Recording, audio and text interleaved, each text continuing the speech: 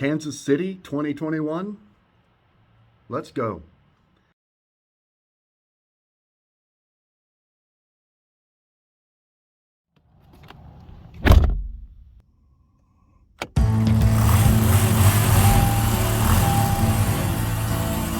Road trip time. Kansas City.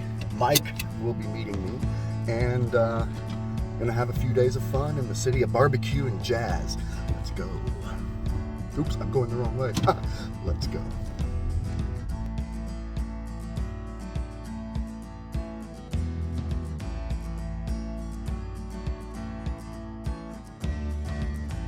Kansas City was founded in 1850. It grew over the years as a center for trade and agriculture. Today it is a modern city known equally for sports, jazz, the civil rights movement, and of course, food.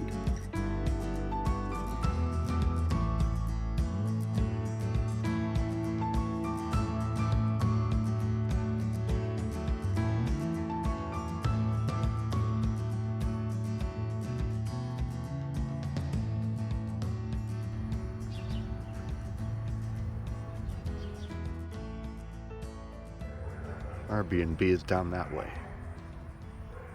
Not a bad drive from Tulsa up here to Kansas City, and there's the B&B. The place is called Westport Manor and looks very cute inside. Our B&B was a cute two-story house built in 1915. It was bright and airy. There was a large, well-appointed kitchen and a dining room that would seat 10 people if we wanted to have a party.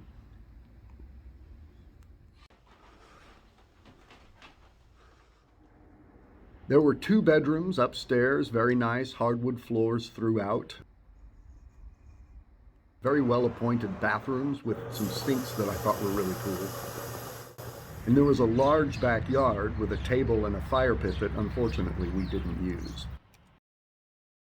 I arrived about an hour early before Mike arrived. Hey! So I was able to explore our apartment ahead of time. What's up, man? After dinner, Mike and I headed next door to Missy B's, a gay club that we sat and had a beer and listened to the village people before we headed out to walk around Country Club Plaza.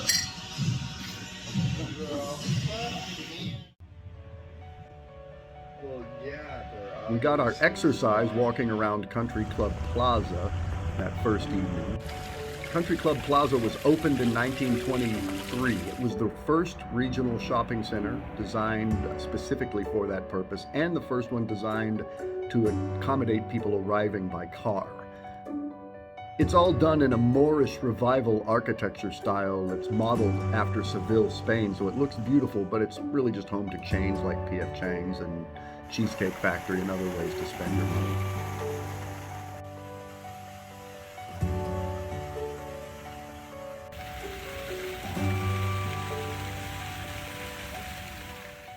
The Nelson Atkins Museum of Art is one of my favorite places in Kansas City. The Nelson Atkins Museum of Art is one of the premier art museums in the nation.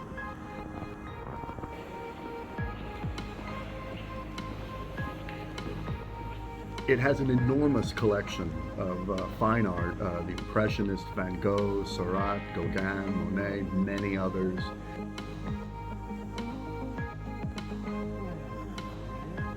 Cubists and Impressionists like Picasso, Pollock, Warhol, Giacometti, Klaus Oldenburg.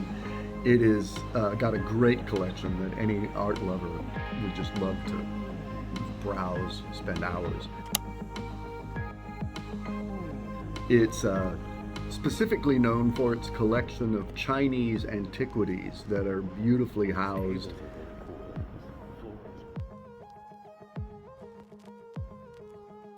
Probably could have spent more time there, but had to move on.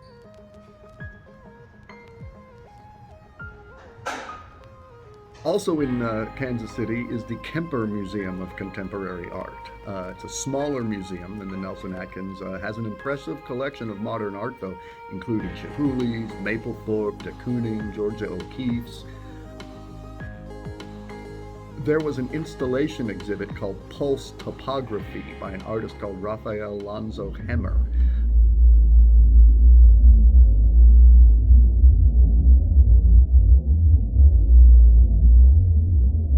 It featured 5,000 square feet with 3,000 LED lights hung at different levels.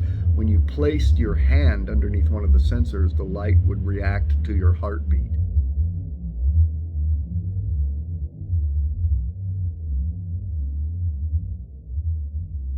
It was very quiet and meditative. Unfortunately, Mike was unable to go to the Kemper Museum with me, but he was certainly there in spirit.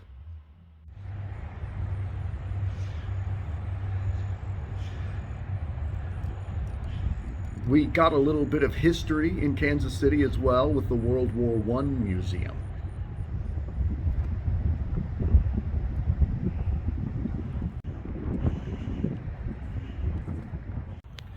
Here at the World War I Museum this morning. This is the largest World War I museum in America, I believe, and it was built in 1925 or 1922, early 1920s. I should have done my research better.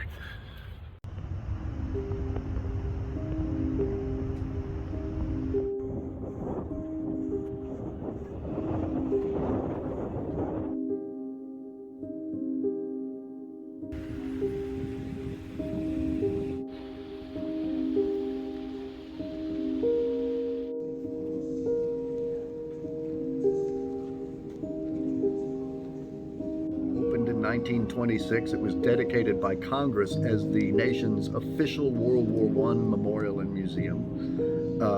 It really was educational about what led up to World War I, and that was almost sobering and a little bit frightening. Very touching exhibit that really showed how many millions of people were killed in this horrible new style of warfare.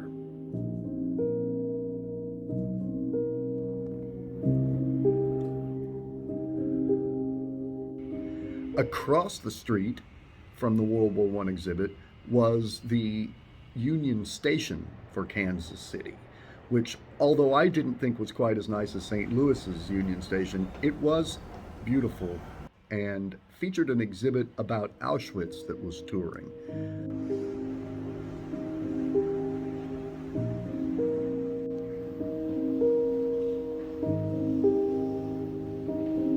Another sobering reminder of man's inhumanity to man as I wandered through these collection of artifacts, some of which had never been seen in the United States before. I was really touched by the humanity and moved.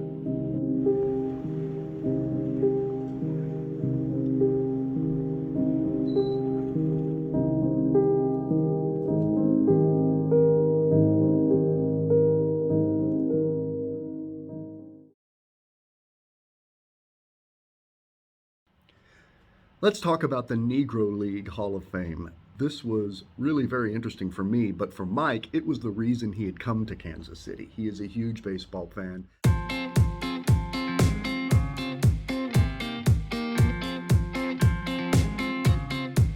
Negro League Baseball Museum. This is going to be Mike's favorite part. He's been waiting for this for his whole life, he said. So I'm going to go check that out, and then Jazz Museum after that, right across the way. This is a neat little complex.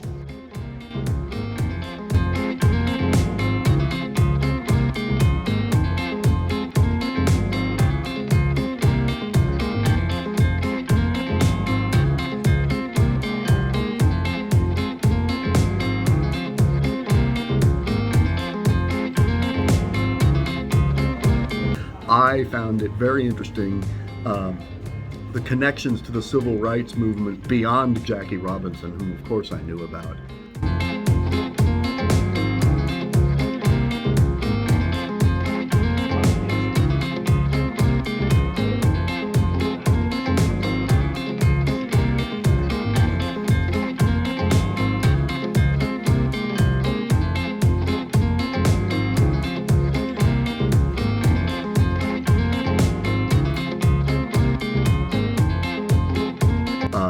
Really, really interesting. And then next door, you found the Jazz Hall of Fame, which was quite frankly the biggest disappointment in my trip to Kansas City. It was just small, didn't have very many artifacts, a lot of listening stations and headphones, but I'm sure that if I'd had time to explore the jazz underground, the scene, it would have been totally different.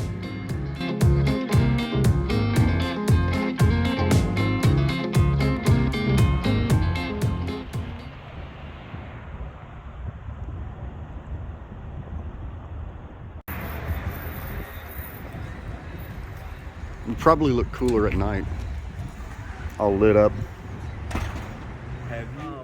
And then the food in Kansas City was fantastic.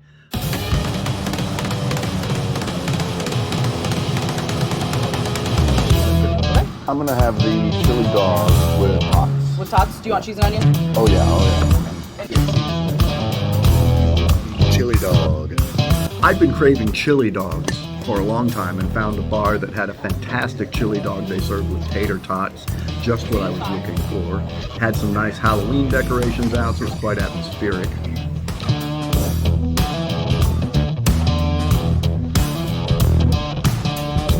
We had pizza at one place, which was nice. It was St. Louis style, thin crust, was pretty good as well. How's your pizza? Barbecue, of course, is what Kansas City is known for, and we ate at two places.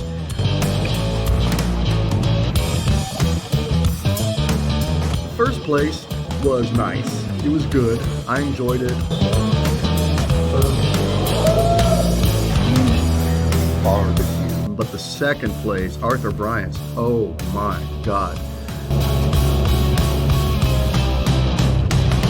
More barbecue. There were pictures on the wall of presidents from Jimmy Carter to Bill Clinton to Obama to just other famous people, Steven Spielberg, all over the walls. And the barbecue rub was so good that frankly, it didn't need a sauce, although their sauce was really good. My mouth is watering right now just thinking about it. I have to go back if I'm ever in Kansas City.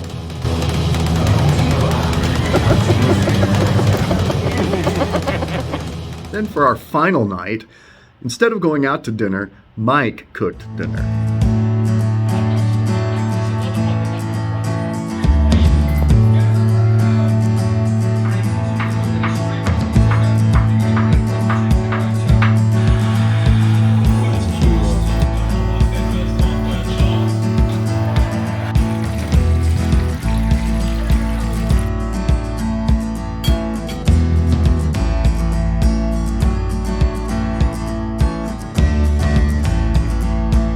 Mike made a fantastic dinner to close out our evening. We had a pomodoro sauce with fresh tomatoes and basil and garlic, crusty garlic bread with it, and a great Chianti. It was a really nice way to wrap up our trip. I have to thank Mike because this trip wouldn't have been possible without him. I had run into some severe financial issues right before we went on this trip, and he basically funded the whole thing, to which I have nothing but thanks to him. So onward and upward to the next one.